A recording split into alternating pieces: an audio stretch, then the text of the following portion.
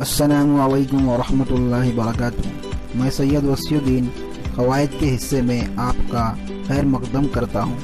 آج ہم آپ کے لیے لے کر آئے ہیں اردو قواعد سے اسم عام اور اسم خاص۔ اس سے پہلے ہم نے اردو پر بہت ساری ویڈیو بنائی ہیں جس کی لنک آپ کو ڈسکرپشن باکس میں مل جائے گی۔ تو چلیے شروع کرتے ہیں ہمارا آج کا ٹاپک اسم عام اور اسم خاص۔ اس سے پہلے لائک کیجئے، سبسکرائب کیجئے، سبسکرائب کرنے کے بعد بیل آئیکن کو دبانا نہ بھولیں۔ جزاک اللہ خیر۔ اسم عام اور اسم خاص۔ پہلے دوستو ہم اسم کی تعریف دیکھتے ہیں۔ اسم یعنی نام، یہ جگہ کا ہو سکتا ہے، شخص کا ہو سکتا ہے اور کسی اور چیز کا۔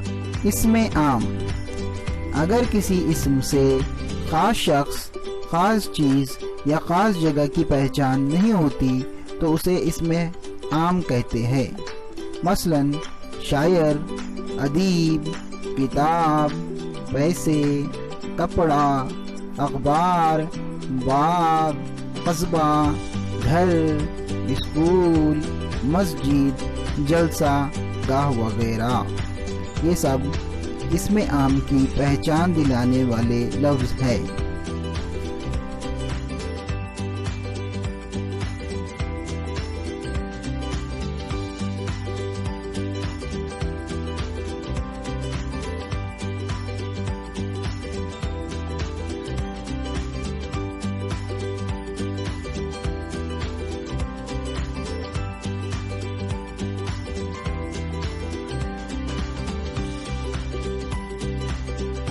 اسم خاص، اگر کسی اسم سے خاص شخص، خاص چیز یا خاص جگہ کی پہچان ہوتی ہے تو اسے اسم خاص کہتے ہیں۔